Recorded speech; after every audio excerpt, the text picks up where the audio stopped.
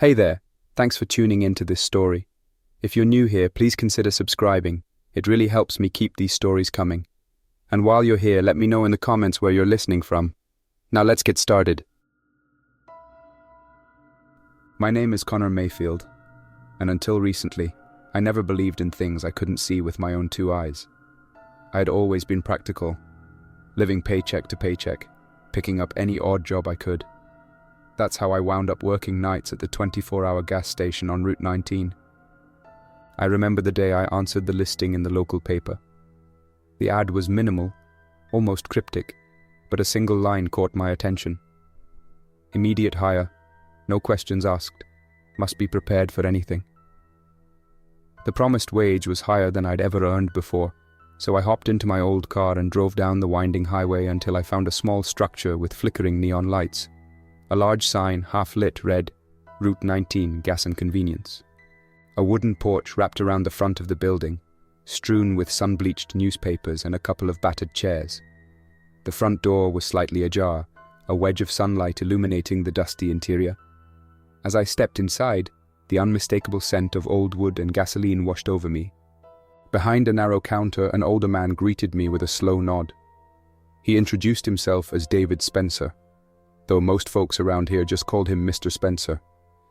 He didn't ask many questions, only my name, how soon I could start, and whether I had reliable transportation. When I answered with an enthusiastic, "I can start right now," he gave me a tight smile. Something in his eyes, though, maybe a flicker of concern, made me uneasy. "First shift's at midnight," he said simply. "Come by around 11:30 p.m., and I'll show you the ropes." Then he handed me a small envelope. "Open it tonight before you start, and don't lose it." I accepted the envelope and left, both relieved to have found work and slightly unsettled by how fast the entire process had gone. On my way home, I thought about tearing open the envelope immediately, but something about Mr. Spencer's seriousness stopped me.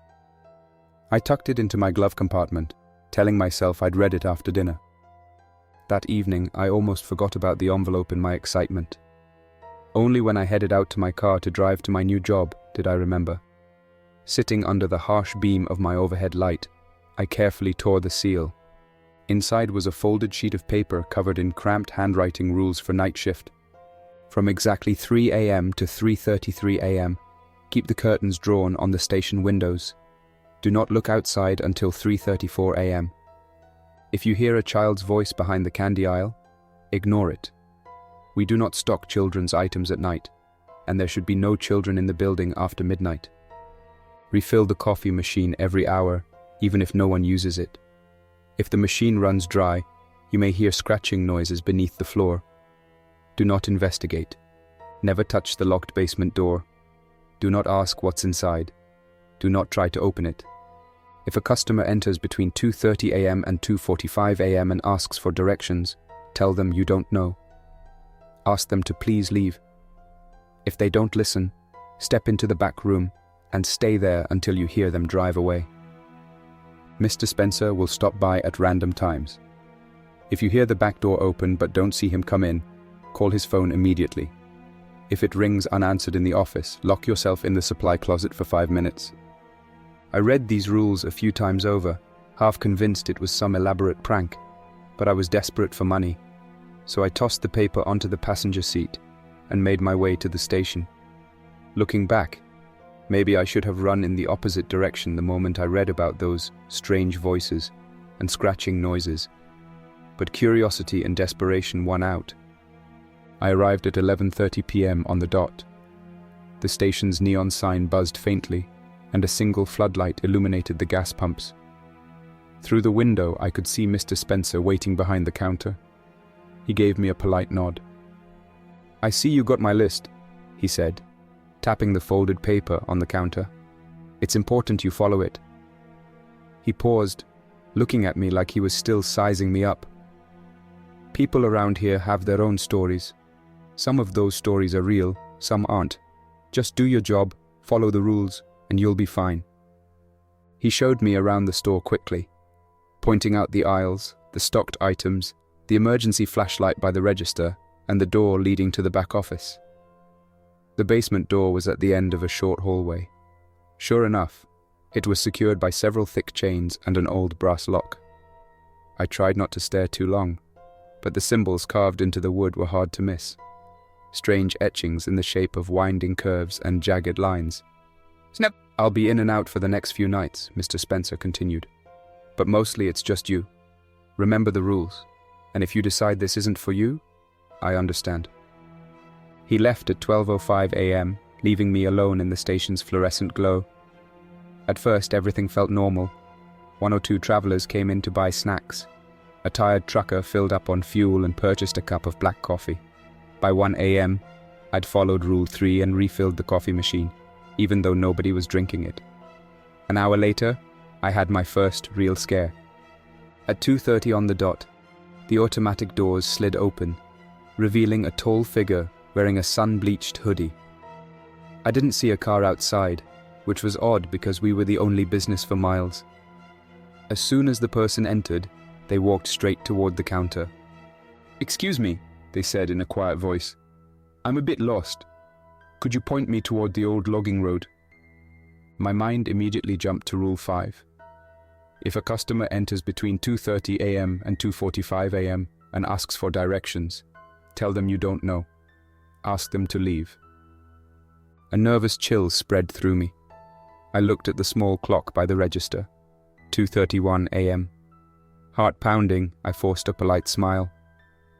"I'm sorry," I said. "I don't know this area very well. I can't help you." The figure's eyes, dark and unwavering, stared at me. "But this is Route 19, yes? The old logging road is off the next exit. You must know it." I swallowed hard. I really don't. I'm sorry, but I have to ask you to leave." They didn't move. For a few agonizing seconds, I stood there, my skin crawling. Finally, without another word, they turned around and walked out the door. I watched them through the glass, expecting them to get into a car, but they simply vanished into the darkness beyond the pumps. It was like they dissolved into the night air. My heart was racing. I spent the next 10 minutes trying to steady my breathing.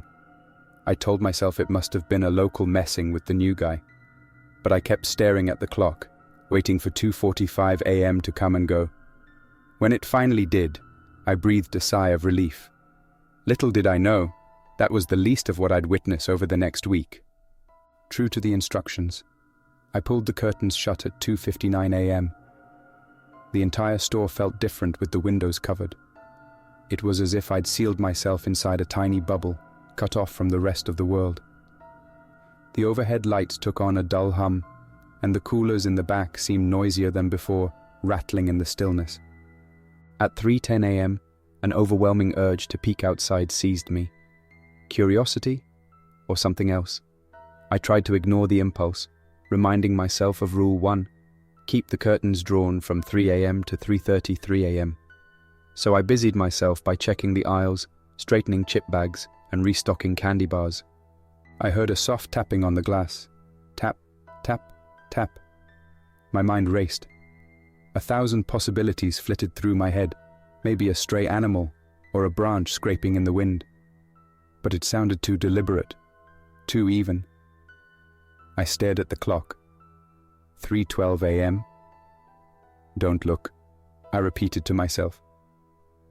The tapping escalated to a light scratching sound, like someone running their fingernails across the window. A cold sweat broke out across my forehead. The clock read 3:21 a.m. Somehow, the last 12 minutes felt like an eternity. Then, just as abruptly as it started, it stopped. I glanced at the clock again. 3:25 a.m. I didn't move a muscle for the next 8 minutes. When the display clicked to 3:34 a.m., I approached the window cautiously. With shaking hands, I inched the curtain open. Nothing was there. The empty parking lot greeted me, silent except for the low hum of the fluorescent sign. I felt foolish, but also relieved. If it was a prank, they'd given up. I was alone again, though I couldn't escape the nagging sensation that something had really been out there. My shift routine continued for the next couple of nights, repeating similar patterns of strangeness. I refilled the coffee machine hourly. I glanced nervously at the basement door every time I walked by it. Mr. Spencer dropped in once, around 1:15 a.m., to check on inventory. He barely spoke, but offered a curt nod before leaving. Then came the third night, when I first heard the child's voice. I was near the candy aisle, scanning labels, making sure everything was in order. The store was empty at the time. A faint rustling came from the aisle just ahead, and I assumed a box of candy must have tipped over. But as I stepped closer, I heard a voice, small, childlike. "Hello? Is anyone there?" My blood turned cold. Rule 2 flashed in my mind. If you hear a child's voice behind the candy aisle, ignore it. There are no children here at night. I froze. The voice came again, closer this time. "Please help me, I'm lost." Then I heard the sound of a small hand tapping on plastic candy wrappers. Every instinct shouted at me to run, but my feet felt rooted in place. The overhead lights flickered, casting jittery shadows across the aisle. "Ignore it," I reminded myself, mustering every ounce of resolve. "Ignore it." With tremendous effort, I stepped backward, moving away from the childlike pleas. I forced myself to return behind the counter, refusing to give in to curiosity. For several agonizing minutes, that gentle voice continued, "Help me, I can't find my family." The words carried an echo, like they weren't quite real. Then, just as suddenly as it began, the sound vanished. Cautiously, I walked over to the candy aisle. Everything was perfectly in place. No sign of footprints, no sign of anyone, child or otherwise. Yet my hands shook for the rest of the night. Until that point, I dutifully kept my distance from the chained basement door. But after the child's voice, a strange restlessness took hold of me. I started noticing changes. The chain around the door seemed looser than before. The odd etchings in the wood looked deeper, as if newly carved. One night, around 2 a.m., I heard a dull thud coming from behind that locked door. It echoed up the hallway, making my heart race. My first instinct was to investigate, but Rule 4 was clear. Never touch the locked basement door. Do not ask what's inside. Do not try to open it. So I paced in the hallway for a few moments, adrenaline coursing through me. Another thud came, followed by a faint scraping sound. I held my breath, half expecting the door to burst open. It never did. I eventually hurried back to the main area, where I stayed for the rest of the night, telling myself that the final hour of my shift would pass peacefully. A few days later, Mr. Spencer arrived in the early evening, well before my shift. He caught me in the back office, checking the inventory list. He wore the same somber expression as always, but this time, he spoke more than usual. "You've been sticking to the rules," he said. "That's good. Most folks who take this job don't last a week." I tried to respond calmly. "Mr. Spencer, can I ask you something? Who owns this place?" He seemed to ponder the question. "My family's owned it for generations. My grandfather built the original structure, then my father expanded it. Over the years, we learned certain truths about the land, truths that required us to implement specific rules. We keep the place running. We keep certain things at bay." His words sent a chill down my spine. I wanted to ask about the basement door, but the memory of the rules kept my lips sealed. That night, as I clocked in, I found a new note taped to the office wall. Additional guideline. After 4 a.m., do not speak if you hear your own voice whispering from the back room. It's best to pretend you hear nothing at all. I stood there reading and rereading that line, an uneasy feeling in my stomach. My own voice? The concept made no sense. And yet, in this place, very little did. Each shift blended into the next. Strange events became almost routine. The tapping on the windows in the early hours, footsteps echoing in empty aisles, soft whispers that didn't belong to anyone in sight. I never broke the rules, too fearful of the consequences. The real trouble started about a week into the job, when I walked in to find the coffee machine shattered on the floor. The glass pot lay in pieces, dark liquid dripping into the cracks between the tiles. I felt a surge of panic. The rule stated clearly that the coffee machine had to remain filled, always. Was this going to set something off? My hands trembled as I swept up the shards and rummaged in the supply closet for a spare machine. I found one, a dusty old model that looked like it hadn't been used in years. I got it plugged in and filled by 1:10 a.m., hoping I hadn't triggered anything by letting it run dry for those first 10 minutes of my shift.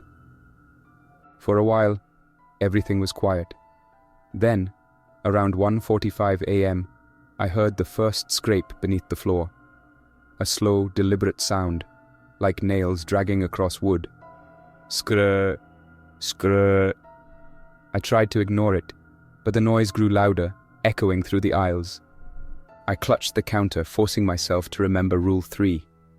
If the machine ever runs dry, you'll hear noises beneath the floor. Do not investigate. So I stayed put, shaking. The scraping persisted for nearly 20 minutes before fading. When the sound finally ceased, I breathed a sigh of relief.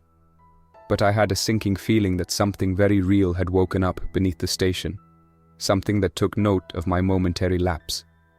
Another night, I caught sight of a vehicle pulling into Pump 2. The headlights were bright, almost blinding, but I never saw anyone step out.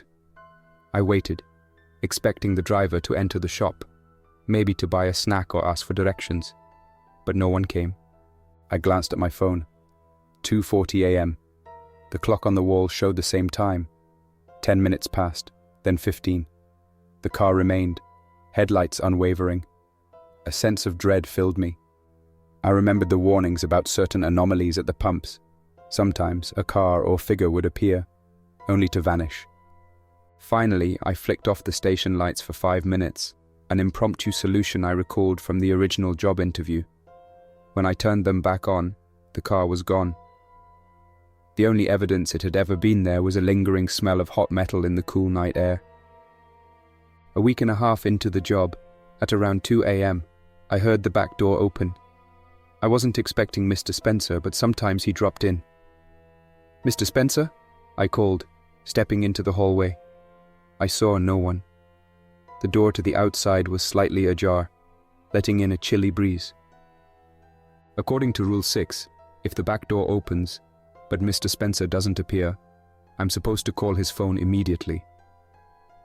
Heart hammering, I dialed his number. To my horror, I heard the faint tone of a phone ringing in the office. He wasn't outside. He was still in the building, or he had never come in at all. I didn't know which was worse. I made a dash for the supply closet and locked myself inside. My breathing was ragged, my hands clammy. Standing in total darkness, I pressed my ear against the door, listening for footsteps. The instructions said to remain there for 5 minutes. Time crawled by. I counted the seconds. Eventually, I heard the back door slam shut again. Then, silence. After waiting a bit longer, I crept out of the closet. The hallway was empty, the office door still open. A quick check of the security monitor showed nothing unusual outside. I picked up Mr. Spencer's phone from the office desk. The screen was cracked, the battery nearly dead. Why had he left it here? With my nerves frayed, I finished the shift in a daze, avoiding the hallway as much as possible. Then came the storm. Around midnight, thunder rumbled in the distance. By 1 a.m., lightning flashed across the sky, illuminating the gas station with white-hot brilliance. The lights inside flickered dangerously, and I worried about losing power altogether. As the downpour intensified, the entire station rattled with each thunderclap. I checked the basement door, noticing droplets of water running down the walls. The storm seemed to seep into every crack of the old building. Sometime after 2:30 a.m., the lights went out completely. I grabbed the emergency flashlight by the register, heart pounding. In the darkness, the station felt alive with new sounds, creaks, groans, the distant scratching beneath the floor. I fumbled for my phone, using its faint glow to guide me, but the battery was at 10%. I managed to pull the curtains closed before 3 a.m., though it hardly mattered with the power out. Rain hammered against the roof, and a strong wind whipped around the building. The tapping on the windows returned, this time more insistent, more urgent. Lightning flashed again, and for just a moment, the store lit up enough for me to see a shape outlined behind the curtains. Tall, thin arms pressed against the glass. Then darkness. I forced myself not to look. A wave of dizziness overtook me. The storm, the rules, the memory of the child's voice. It was all converging at once. Outside, that tapping continued, relentless, weaving into the thunder's roar. At 3:33 a.m. the power surged back on. The fluorescent lights flickered and hummed as the air conditioning unit sputtered back to life. I quickly pulled back the curtains and glimpsed only rain-soaked pavement. Whatever had been out there was gone. But the reprieve was brief. A loud bang echoed from the hallway. My heart slammed against my ribs. The basement door? I sprinted towards it, shining my flashlight. The chains rattled. Something on the other side pounded against the wood in a frantic rhythm. Bang, bang, bang. Then, in the silence between thunderclaps, I heard a voice, like a rough whisper, call my name. Connor. I nearly dropped the flashlight. My instinct screamed for me to run, but my legs refused to move. Another crash came from the door, as if whatever was behind it was trying to break free. I remembered Rule 4 and Mr. Spencer's warning. I had no intention of opening it, but the banging was growing more violent with every passing second. Suddenly, it all stopped. The hallway grew quiet, except for the electric hum of the overhead lights. No more voices, no more banging. The storm outside began to lessen, the thunder rolling off into the distance. I felt tears pricking my eyes, though I couldn't quite place if it was from fear or sheer relief. Hours later, at the crack of dawn, Mr. Spencer arrived, dripping wet from the storm. He looked more pale than usual, like he hadn't slept in days. He stared at the basement door for a long moment before turning to me. "There are reasons these rules exist," he said quietly. "My family's done this for a long time, containing what needs to be contained." He took a deep breath. "We keep certain entities from wandering too far beyond these walls." My thoughts raced, a dozen questions forming in my mind, but Mr. Spencer shook his head, as if reading my expression. "I'm sorry for the burden. If you want to leave, now's your chance." With that, he trudged into the back office, leaving me alone in the aftermath of the storm. Despite everything, I stayed. I couldn't explain it. Curiosity, responsibility, or maybe a grim fascination with the station's secrets. But the events of that night gave me a new resolve. I found myself running through the rules in my mind constantly, making sure I never faltered again. More odd occurrences piled up. Flickers of movement in the reflection of the freezer doors, sudden shadows crossing the aisles. Sometimes I heard my voice calling to me from the supply closet, though I never responded, pressing my hands over my ears until it stopped. Night after night, the coffee machine hissed softly in the background, always full, always ready. I drew the curtains at 3 a.m. without fail, even if I noticed shapes hovering just outside. Customers came and went, some normal, others less so. A handful of them looked unnaturally pale or had a vacant stare, but as long as they didn't show up during the forbidden time slots, I served them as best I could. I never touched the basement door. The chains remained intact, but I sometimes found fresh scratches on the wood in the mornings, carved in symbols that bore a striking resemblance to those etched into the door itself. Not long ago, something new started happening. Around 3:35 a.m., just after I reopen the curtains, I catch a glimpse of headlights on Route 19, but the car never pulls in, just idles across the road, its engine humming. When I approach the window to get a better look, the car speeds off into the darkness, leaving me with only the echo of its tires on the wet asphalt. Mr. Spencer says there may come a time when I have to make a choice: abandon the station for good, or take over when he's no longer able to keep watch. He never elaborates on what that second option really means, and I'm not sure I want to know. Even as I write this, the neon sign flickers outside, and a faint scraping noise emanates from beneath the floor. My shift is nearly over.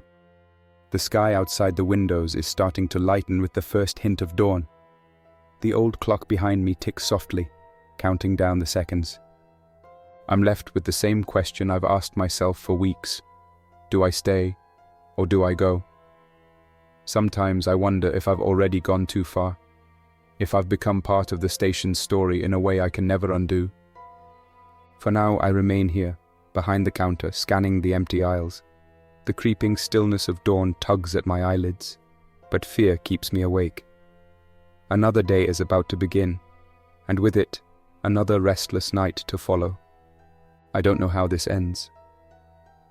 The station stands on Route 19, still offering fuel to the occasional traveler, still selling snacks and drinks, and still concealing whatever lurks behind the chains in that locked basement.